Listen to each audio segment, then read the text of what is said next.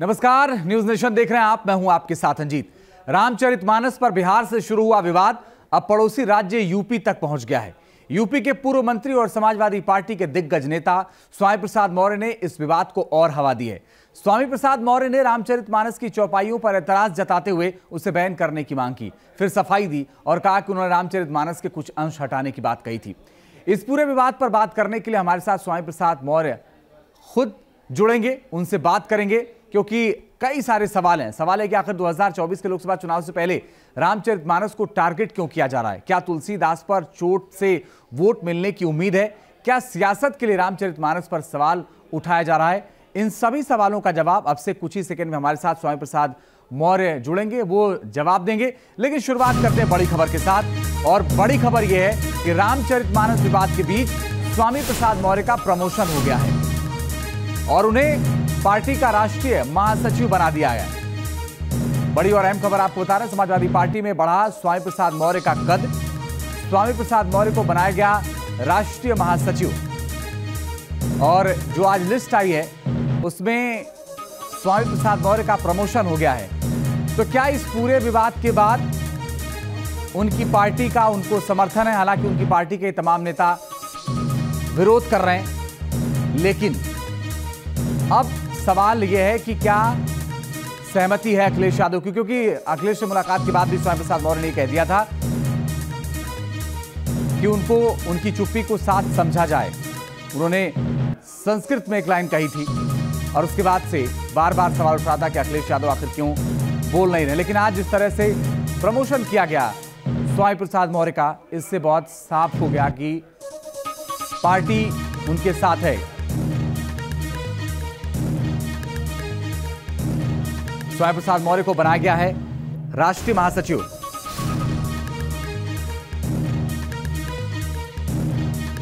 तो स्वामी प्रसाद मौर्य को राष्ट्रीय महासचिव बना दिया गया है। कहा जा रहा है कि उनका प्रमोशन किया गया है। हालांकि उन्होंने लगातार एक के बाद एक ट्वीट किए और एक और ट्वीट करके उन्होंने कहा है कि मैं आवाज उठाता रहूंगा पिछड़ों की। अब सवाल उठ रहा है क्योंकि अब पार्टी के राष्ट्रीय अध्यक्ष को भी जवाब देना है। जवाब इसलिए क्योंकि अब उनसे सवाल पूछा जाए। लेकिन स्वामी प्रसाद मौर्य के किस बयान को लेकर के पूरा विवाद शुरू हुआ था, जिसके बाद से लगातार सियासत हो रही है, वो पहले बयान आपको सुनवाते हैं।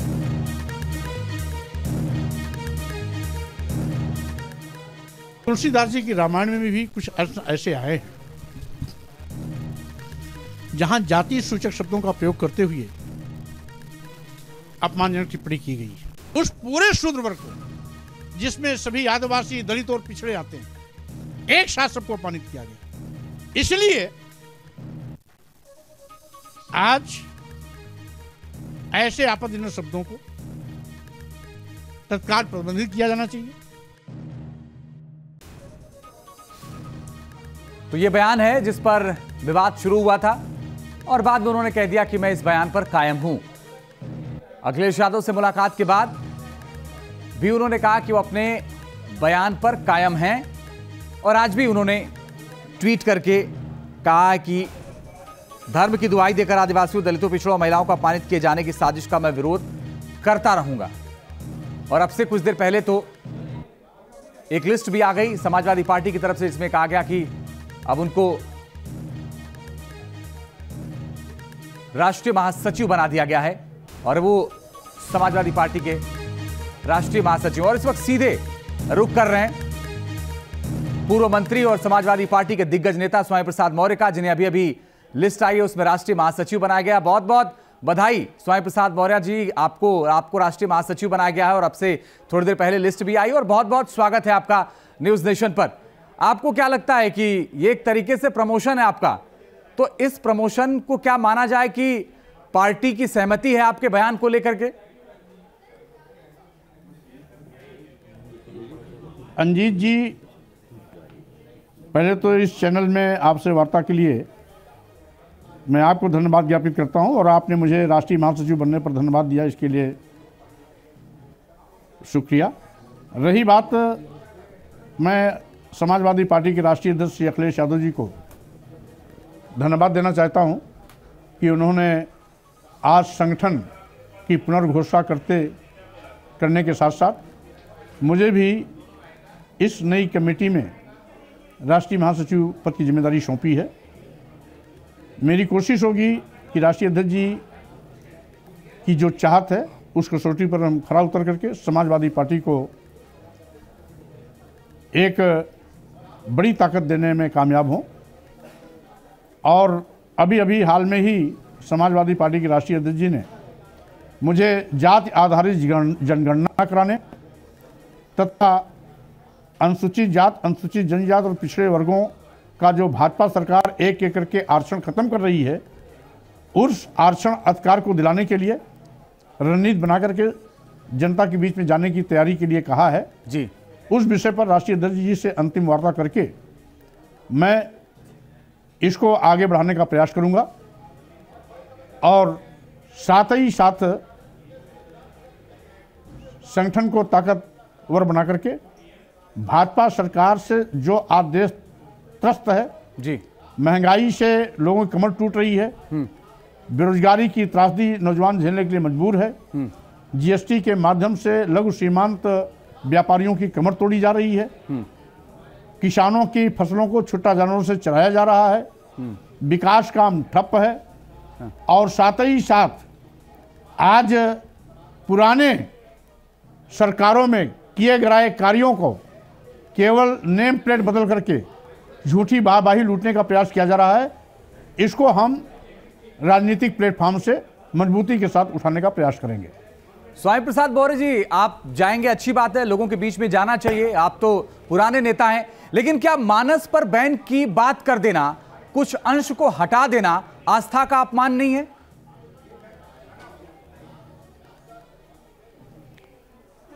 आपने अगर आस्था की बात की है और भावना की बात की है तो मैं पूछना चाहता हूं, कुल आबादी की आधी आबादी केवल महिलाओं की है। ठीक बात है। यानी महिलाओं का अपमान हो, उनकी भावना का ख्याल क्या धर्म के ठेकेदारों को नहीं है? शूद्र समाज में आने वाले सभी आदिवासी, दलित और पिछड़े की भावनाएं अगर गाली से आहत हो रही हैं, अपमान किया जा रहा है, सम्मान देने में भेदभाव का बात कहा जा रहा है, मारने पीटने का पात्र बनाया जा रहा है, नीच कहा जा रहा है, तो क्या देश की समस्त महिलाओं, आदिवासियों, दलितों, पिछड़ों जिनकी आबादी 97% है, क्या इनकी भावनाएं माने नहीं रखती? क्या इनकी भावनाएं किसी और की भावना से बड़ी हो जाती है? लेकिन आपकी पार्टी की एक प्रवक्ता ने कहा कि जब नाश मनुष्य पर छाता है, विवेक मर जाता है। क्या 97% लोगों की भावनाएं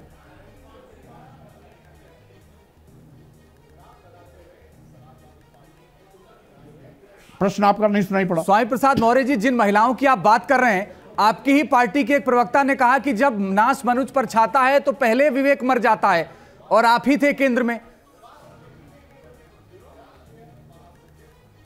आपको मैं स्पष्ट कर देना चाहता हूं अंजीत जी, अभी तक जिन लोगों ने भी हमारी मांग महिलाओं को सम्मान दिलाना, शूद्र समाज में आने वाले दलित, आदिवासियों, पिछड़ों को सम्मान दिलाना के खिलाफ जो लोग भी लामबंद हुए हैं, एक जाति वर्ग विशेष के लोग हैं। अगर यहां के चातुर्वर्ण को मान लिया जाए तो पहली कैटेगरी वाले वर्ण के हैं। शेष 3 वर्ग के लोग इस मामले पर हमारे साथ हैं। एक चीज, 97% लोगों की बात मैं कर रहा हूं, तो 97% बड़ी होती संख्या या 3% बड़ी संख्या होती है? तो 3% के लोग दलितों, आदिवासियों, पिछड़ों को, शूद्रों को, महिलाओं को अपमानित करने का क्या ठेका लिए हैं क्या? ठीक है स्वामी क्या प्रसाद, ये गाली देना ही अपना धर्म मानते हैं क्या? मैं आपकी बात समझ गया क्या कह रहे हैं। क्या ईश्वर के सम्मान के साथ? मैं आप नहीं खुल के बोल रहे हैं, मैं और ज्यादा खुल के बोलता हूं। मैं आपकी बात करता हूं। आपका विरोध करने वाले तेज नारायण पांडे और रोली तिवारी, आप ये कह रहे हैं कि 1% लोग विरोध कर रहे हैं। मतलब क्या इन 1% लोगों की आपकी पार्टी में जगह नहीं है, या आपके राष्ट्रीय अध्यक्ष और आपने तय कर लिया है?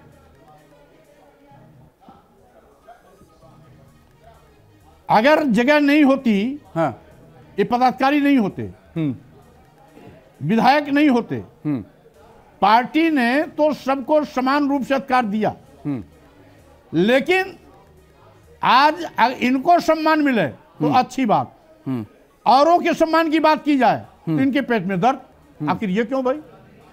हमने इनको हमने किसी को भी गाली नहीं दिया, हमने किसी को अपमानित नहीं किया, हमने किसी का हक छीनने की बात नहीं की, हमने केवल आदिवासियों, दलितों, पिछड़ों, महिलाओं को अपमानित न किए जाने की बात की है। ठीक है, तो इससे आखिर इनको क्या परहेज है? इनको साथ खड़ा होना चाहिए। ठीक है।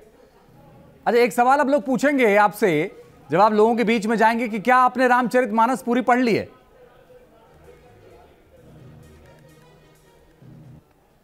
भाई रामचरितमानस तो मैं एक बार नहीं कई बार पढ़ा हूं, लेकिन वो पाठ्य पुस्तक के रूप में नहीं पढ़ता हूं। विद्यार्थी जीवन खत्म करने के बाद 3-4 साल तक मैं बहुत पुस्तक इस तरह से पढ़ा। रामचरितमानस को 3-4 बार पढ़ा, वाल्मीकि रामायण को पढ़ा, मनुस्मृति को पढ़ा, और भी धार्मिक पुस्तकों को पढ़ा। इसलिए बात हम बढ़ाना नहीं चाहते। हमारी छोटी सी मांग है कि अपमानित करने वाले ये तथ्य विलोपित किए जाएं या प्रतिबंधित किए जाएं। बहुत छोटी सी बात। हमने रामचरितमानस को भी कहीं निशाना नहीं बनाया, रामचरितमानस को भी प्रतिबंधित करने की मांग नहीं की। हमने तो अंश की बात की है, चौपाई के वो अंश जो आदिवासियों, दलितों, पिछड़ों, महिलाओं को कहीं न कहीं अपमानित करने के आधार बनते हैं, केवल उसे विलोपित किया जाए या प्रतिबंधित किया जाए। अब कोई तिल को ताड़ बनाना चाहता है, धर्म से जोड़ना चाहता है, आराध्य से जोड़ना चाहता है, तो ये उसकी सोच की बलिहारी है ना। लेकिन माना तो यही जाएगा, क्योंकि श्री राम के भक्तों में तो हर वर्ग, हर जाति, हर समुदाय के लोग हैं। फिर अगर आप रामचरितमानस के कुछ अंशों का सवाल अगर उठाएंगे तो फिर तो आप लोगों से पूछेंगे।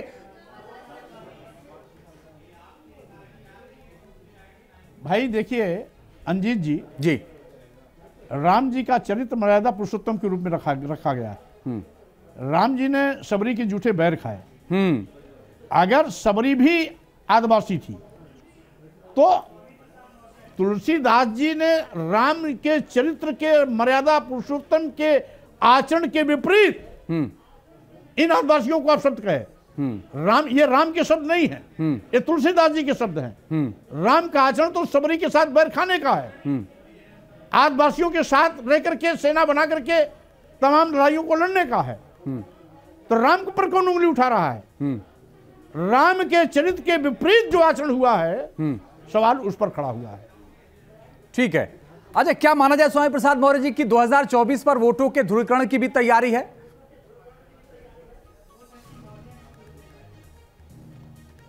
देखिए, फिलहाल सामाजिक सरोकार से जुड़े मुद्दे को मैं राजनीतिक चश्मे से नहीं देखता हूं। रही बात 2024 अभी दूर है, अभी हमारा फोकस वर्तमान में सामाजिक सरोकार से है।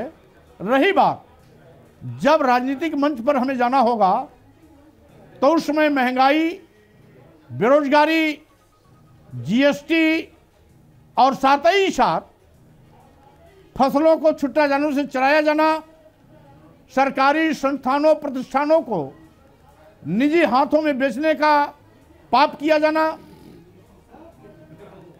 और जो विकास कार्य ठप हैं तथा पुरानी सरकारों में कराए गए कार्यों पर लीपापोती कर नेम प्लेट लगा देना, आज मुद्दे उठेंगे।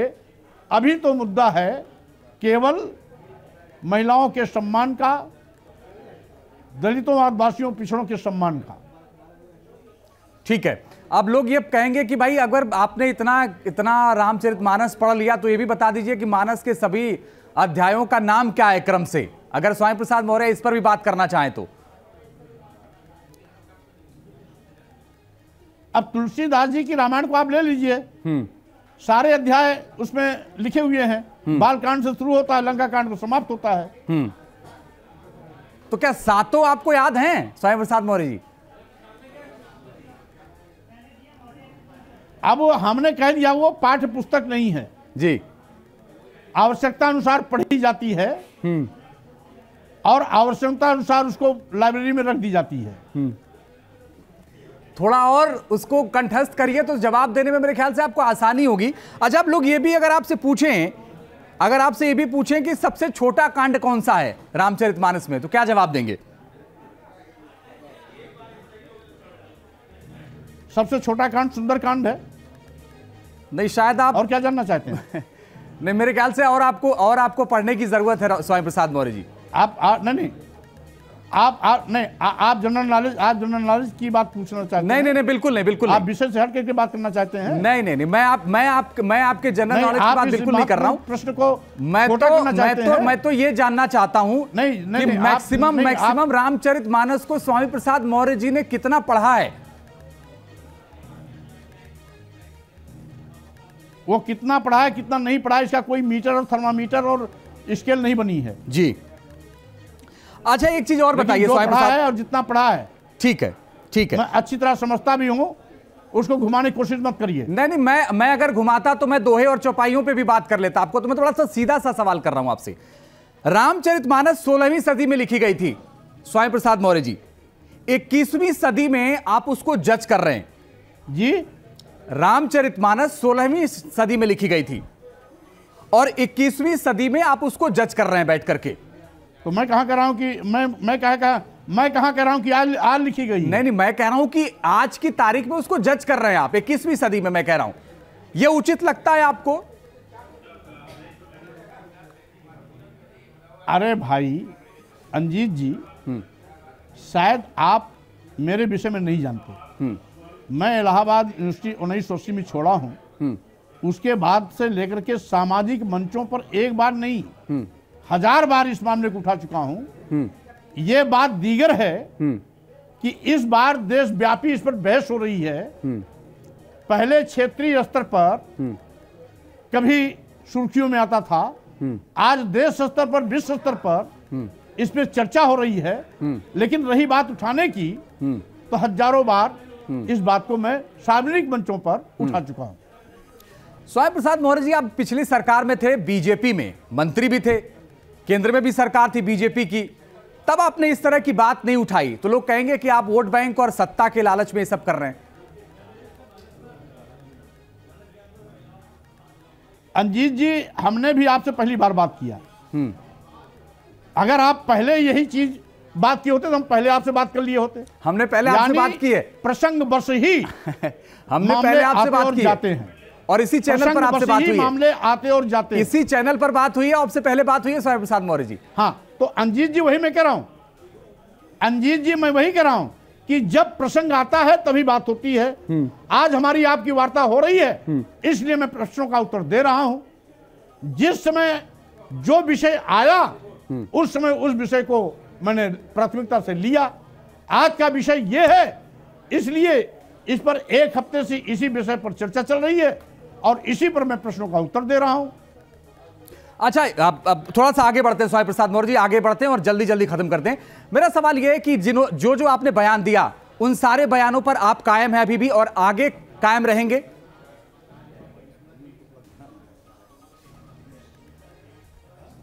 स्वाभाविक रूप से मैं सच के साथ खड़ा हूं। सच कभी झुकता नहीं, सच कभी टूटता नहीं, सच की विजय होती है और सच की लड़ाई लड़ने वाला कभी भी अपनी बात से पीछे नहीं हटता है।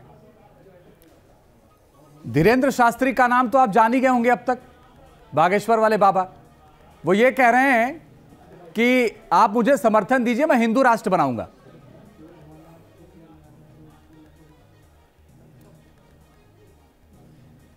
मैं पढ़ा लिखा राजनेता हूं। भारतीय संविधान की मर्यादाओं के अंदर रहना चाहता हूं। बड़बोलेपन के चलते मैं अपना प्रचार नहीं करना चाहता हूं। भारतीय संविधान ही हमारा धर्म है, भारतीय संविधान ही हमारा कानून है। भारतीय संविधान के बताए रास्ते पर चलने में मैं विश्वास करता हूं और संविधान के बाहर कोई जाने की कोशिश करता है तो संविधान विरोधी है, देश विरोधी है इसलिए मैं उनको किसी प्रकार की मान्यता नहीं देता हूं जो संविधान की दायरे के बाहर जाकर के हवाई बातें करते हैं। आपके प्रदेश के मुख्यमंत्री ने भी कल कह दिया था कि राष्ट्रीय धर्म सनातन है।